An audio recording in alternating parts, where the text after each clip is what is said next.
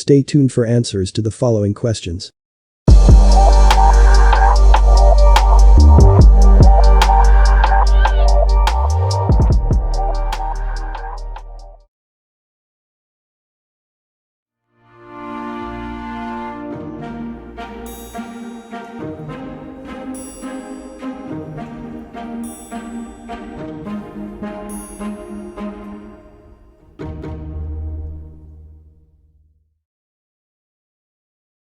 Welcome everyone, I'm Raniyah. And I'm Maria. And this is entree number 4 at the Cater Cafe. And what exactly will we be serving up today, Maria? A hearty helping of a waspy prologue, chapter 1, part 2 of 4. All right, so without further ado, let's get to it then. Let's get to reading. You got it. Verse 8, And man became sick at heart, and he called out to the beast, saying, You said, Possess all things for myself, for they are good for you. Now behold, war and death have encompassed me on all sides. I pray therefore, teach me peace.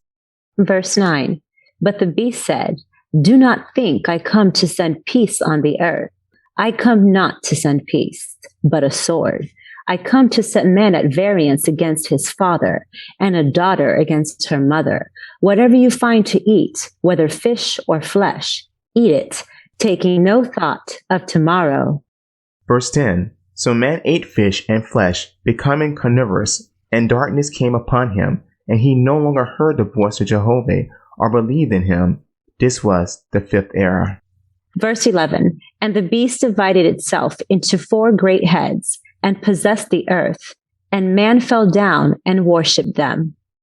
Verse 12, The names of the heads of the beast were Brahmin, Buddhist, Christian, and Mohammedan, and they divided the earth and apportioned it between themselves, choosing soldiers and standing armies for the maintenance of their earthly aggrandizement.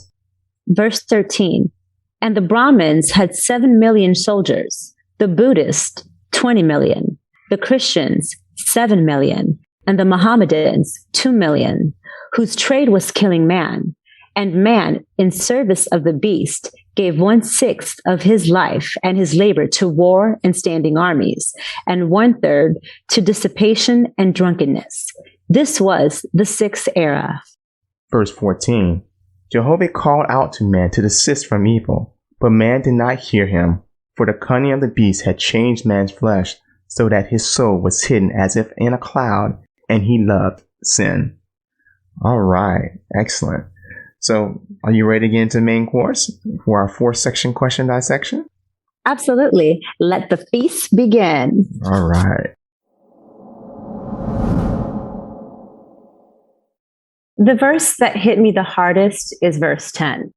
It made me think about when I was in my version of the 5th era, eating like a carnivore, full of darkness and very disconnected. And when I stopped eating that way, a little light inside me started to grow, and I slowly was able to see things and experience things differently. New roads were lit up that I didn't see before, and in no time, I was driving out of that era into a better one. And what about you, Raniyah? Well, for me, I believe it was a combination between verse 9 and 10, because the portion that said, take no thought of tomorrow, because it reminded me of the words of what Jesus said, but with a slight twist to it, because now it's dealing with the food consumption, and it just made me think about how people in this day and age will continue to tell you YOLO, you only live once, and that's so far from the truth. And it's like entrapment, if you will. So I just think about how many people have been entrapped because they think nothing about what they're putting into their system, how it's affecting them spiritually, and how it's affecting their walk with the Creator. Just the whole idea that what you eat is limiting your ability to hear the unseen. That's pretty deep, and just that desire to be able to flush out everything so much that I am able to hear the Creator. Like, for real, just being able to hear the voice and do what he says at all times. But anyway, for this fruit section, that's about it for me.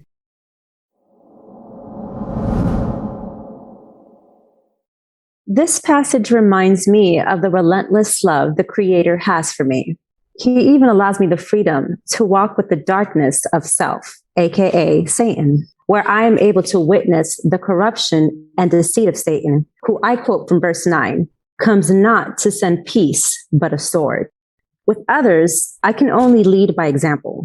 I see the misery and confusion in the lives of those I am close to, and I hope that my walk with the Creator inspires or incites a desire for them to want to learn how to attain such peace, love, and truth. And what about you, Raniyah?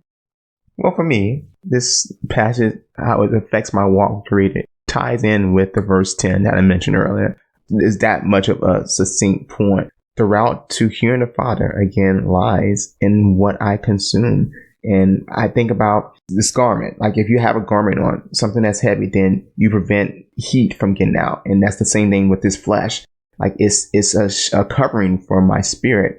And the more I cover it up with flesh, with things that are heavy vibration, the more impossible it is for me to receive other light sources, if you will, that are the higher frequency. So that's how it affects me. And just being ever cognizant that if I want to go deeper, then I need to be in full control of what I put into myself. As far as others, it gives me an opportunity to serve as an example, because a lot of people feel like it's impossible, especially how it's talked up in the society, how meat is needed for you to survive, to build muscles and so forth. It seems like you're going to die almost if you are lacking that type of protein in your life. But by me taking this first initiative, I can serve as a beacon of hope, encouragement, and support. Anyway, for this veggie section, that's it for me.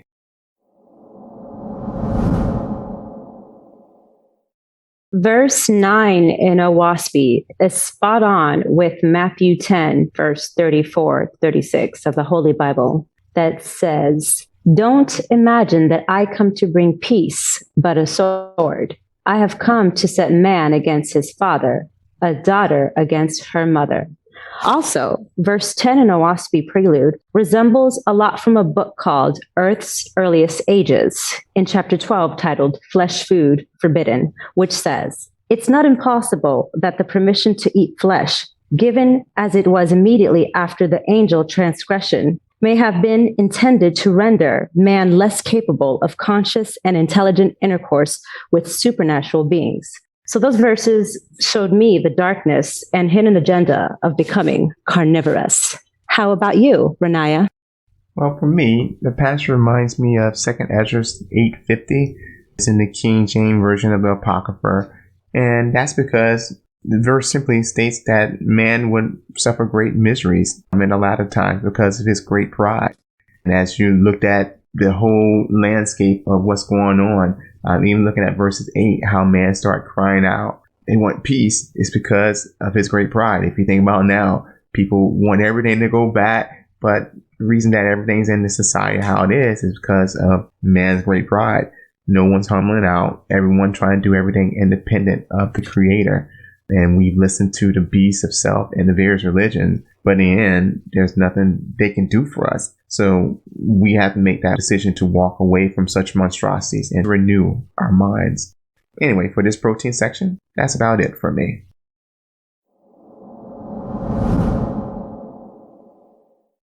I believe one of the biggest hurdles in this passage for others would come from the idea shared in Owaspy's verse 12, where it mentions the heads of the beast: Brahmin, Buddhist, Christian, and Mohammedan. No devout man or woman wants to accept or perceive their religion to be anything other than correct.